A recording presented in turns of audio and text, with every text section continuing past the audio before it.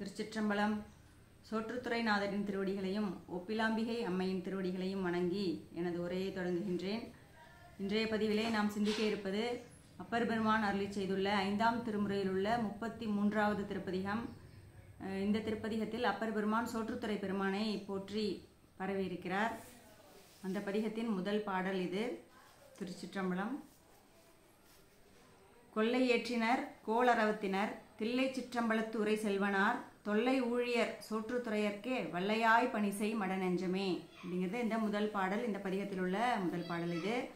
அதாவது இந்த பதிகம் முழுவதுமே அப்பர் சுவாமிகள் தன்னுடைய மனதிற்கு, தன்னுடைய நெஞ்சத்திற்கு எப்படியெல்லாம் பெருமானுக்கு தொண்டு செய்ய வேண்டும் என்பதை வலியுறுத்தி கூறிக்கொண்டே வருகிறார். ஏனென்றால் பெருமானுக்கு தொண்டு செய்வது என்பது நமது வினையிலிருந்து நாம் தப்பித்து கொள்ளும் ஒரே வழி அதுதான். அதாவது அந்த வினைகள் தான் நமது பிறவிக்கு காரணம், நமது துன்பத்திற்கு காரணம் அந்த வினைகள் தான். எனவே அந்த வினைகளிலிருந்து நாம் தப்பித்து கொள்ள வேண்டும் அப்படின்னா என்ன செய்யணும்னா பெருமானுக்கு தொண்டு செய்வது தான். இது அப்பர் சுவாமிகளுக்கு மிக நன்றாகவே தெரிந்த ஒன்று. அவரும் அந்த வழியிலே தான் செல்கிறார். இருந்தாலும் கூட நம்மை போன்ற அடியார்களுக்கு அறிவுறுத்துவதற்காக அவர் தனது நெஞ்சத்திற்கு அறிவுறுத்துவது போல இந்த பதிகத்தை அருளி செய்திருக்கிறார். மிக அருமையான பதிகமாக இருக்கிறது. இது இந்த முதல் பாடலை இப்போ பார்த்தோம். அதற்கான பொருளை இப்போ பார்க்கலாம். முதல்ல பெருமானை பற்றி சொல்றாரு. பெருமான் எப்படிப்பட்டவர் அப்படின்னு சொல்றாரு. பெருமான் கொல்லை ஏற்றினர் அப்படின்னு சொல்றாரு. கொல்லை அப்படிங்கிறது முல்லை நிலத்தை குறிப்பதாக இருக்குது. கொல்லை ஏற்றினர்னா முல்லை நிலத்தின் மிருகம், அதாவது விலங்கு எருது. எனவே அதை குறிக்கிறார் இங்கு. கொல்லை ஏற்றினர், அந்த ரிஷப வாகனத்தில் பெருமான் வருகிறார் இல்லையா, அதை சொல்றாரு. கொல்லை ஏற்றினர். அப்புறம் பெருமான் எதை ஆபரணமாக அணிஞ்சிருக்கார் அப்படின்னா கோல் அரவத்தினர்.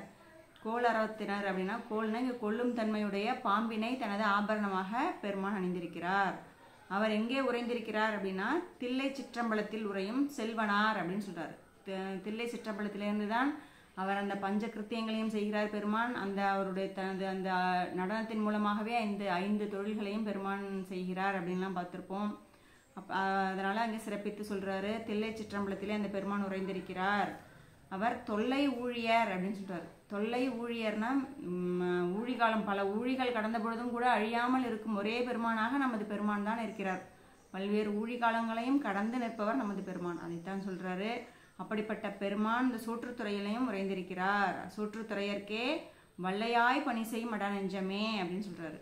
அப்படிப்பட்ட அந்த சிறப்பு மிக்க அந்த பெருமானுக்கு நீ வல்லையாய்னா வலித்து எப்படியாவது முயன்று நீ பெருமானுக்கு பணி செய் அப்படின்னு அறிவுறுத்துறார். ஏன் வல்லையாய் பணி செய்து? அப்போ பணி செய்யறதுங்கிறது அவ்வளோ ஒரு கஷ்டமான விஷயமா பெருமானுக்கு தொண்டு செய்வது அப்படின்னு பார்த்தோம் அப்படின்னா, சாதாரணமாகவே நம்மளுடைய இயல்பு இந்த 5 பொறிகளுக்கு ஆட்பட்டுடும். 5 பொறிகளும் நம்ம இழுக்கும், அந்த உலகியலை நோக்கி இழுக்கும். இப்போ பெருமானுக்கு நாம் தொண்டு செய்யணும், பணி செய்யணும் அப்படின்னு நினைச்சா கூட அதை செய்ய முடியாத அளவுக்கு இருக்கும்.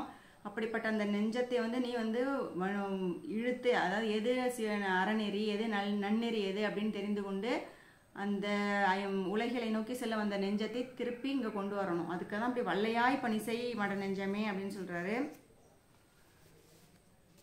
இங்கே வல்லைங்கிறது வலிமை, வலிமையோடு வல்லமை பொருந்திய வலிமையோடு அந்த நெஞ்சத்தை இந்த பக்கம் திசை திருப்பணுமா. வல்லையாய் பணி செய் மட நெஞ்சமே, அதாவது மனத்தின்மையோடு இருக்கணும், மன உறுதியோடு இருக்கணும் அப்படிங்கிறத சொல்றாரு.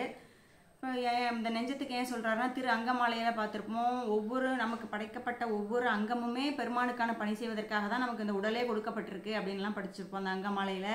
அப்படி அந்த நெஞ்சம் தான் இதுக்கு முக்கியத்துவம். இந்த நெஞ்சத்தின் மூலமாக தான் நமது மற்ற உறுப்புகளெல்லாம் மனதில் ஒரு எண்ணம் தோன்றி அதன் மூலமாக அந்த எண்ணத்தை செயல்படுத்துவதற்காக நமது கைகள், கால்கள், கண்கள் எல்லாம் படைக்கப்பட்டிருக்கு. எனவே இந்த நெஞ்சத்தை முதல்ல ஆற்றுப்படுத்துறார் பெருமான். எது நன்னெறின்னு தெரிஞ்சுக்கோ, அந்த வழியில் செல் அப்படின்னு சொல்றாரு. இதுதான் திருஞான சம்பந்த சுவாமிகளும் சொல்லுவாரு. மறக்கும் மனத்தினை மாற்றிய மாவியை வற்புறுத்தின்னு சொல்லுவார். மனத்தோட இயல்பு என்னன்னா மறக்கும். ஏன்னா எது சிவநெறிக்கு செல்ல விடாமல் நமது ஆணவ மனம் அவ்வளோ ஒரு வலிமையானதாக இருக்கு. நன்னெறியில் செல்ல விடாமல் நம்மை தடுக்கும். 5 ஐம்புலன்களும் நம்ம உலகிலை நோக்கி இழுக்கும். பொய் நெறி எதெல்லாம் பொய்யோ அதெல்லாம் மெய்யாய் காட்டும் அப்படின்னு நமக்கு தெரியும். அப்போ அதெல்லாம் இல்லை, நமக்கு தெரியும். நம்ம சுவாமியை பற்றி கொஞ்சம் கொஞ்சம் படிக்க ஆரம்பிச்சிட்டோம். எது உண்மை நெறி, எது பொய் நெறின்னு நமக்கு தெரிஞ்சுக்கிட்டோம். அப்போ நம்ம மனசை நம்ம கட்டுப்படுத்தி இந்த நன்னெறியில் கொண்டு புகுத்த வேண்டும் அப்படின்னு நமக்கு அறிவுரை சொல்றாரு. இதுதான் சுந்தரமூர்த்தி சுவாமிகளும் சொல்வாரு. நாடுடைய நாதன்பால் நன்று என்றும் செய் மனமே, நம்மை நாளும் தாடுடைய தருமனார் தமர் செக்கில் இடும்பொழுது தடுத்தாட்கொள்வான். எதற்காக பெருமானுக்கு நாம் இப்படிலாம் பணி செய்யணும் அப்படின்னு கேட்டா, நம்மளோட இந்த பிறவி முடிஞ்சதுக்கப்புறம் நம்ம அந்த தர்மநாத் அமர்னா அந்த யமதர்மன் இருக்காரே, அவருடைய அந்த சேவர்களெல்லாம் நம்ம கொண்டு போய் செக்கில் இட்டு நம்ம செய்த அந்த பாவங்களுக்கு ஏற்ப நமக்கு தண்டனை கொடுப்பாங்க. இப்போ அந்த செக்கில் இட்டு நம்மளை துன்புறுத்தும் போது நம்ம காக்கும் ஒரே பெருமான் நம்முடைய சிவபரம்பொருள் ஒருவரே. எனவே அவருக்கு பணி செய்ய வேண்டியது மிகவும் முக்கியத்துவம் வாய்ந்த ஒன்று அப்படின்னு அப்பர் சுவாமிகள் சொல்றாரு. இதை தான் நம்ம சுந்தரமூர்த்தி சுவாமிகளும் இந்த பாடல் மூலமாக சொல்றாரு. இது திருக்குளத்தூர்ல ஒரு பாடல்லையும் சொல்றாங்க. அதாவது மனத்தை வலிமையா வலித்து கொண்டு வர வேண்டும் அப்படிங்கிறதுக்கு. வல்லையேல் மனமே, உனக்கு வல்லமை உண்டா, உனக்கு வல்லமை இருக்குன்னா மனமே, வல்லையேல் மனமே மாயமாம் உடல் வாழ்க்கையை கடந்து பேரின்ப எல்லையில் தலைப்பட்டு இருப்பதற்கு உறுதி இயம்புவன் திருக்குளத்தூர் வாழ் கொல்லை மான் மரிசேர் கையவன் அடியார் தொண்டு பூண்டு உரைதி. அப்ப அந்த பெருமானுடைய அடியார்களுக்கு தொண்டு செய்யணும் அப்படிங்கறத இந்த திருக்குளத்தூர் பதிகத்துல பாடியிருப்பாங்க. அப்ப வல்லையேல் மனமேன்னு சொல்றாரு. உனக்கு வல்லமை உண்டுன்னா எல்லாராலையும் அப்படி பெருமானுக்கான தொண்டு செய்திட முடியாது, பெருமானுக்கு பக்தி செய்து விட முடியாது. அப்போ அந்த மனத்திற்கு ஒரு வல்லமை வேண்டும். அப்படின்னு அந்த வல்லமை உனக்கு இருக்கு அப்படின்னா நீ பெருமானுடைய தொண்டர்களுக்கு அடிமை தொண்டு புரிவாயாக அப்படின்னு சொல்லுவாரு.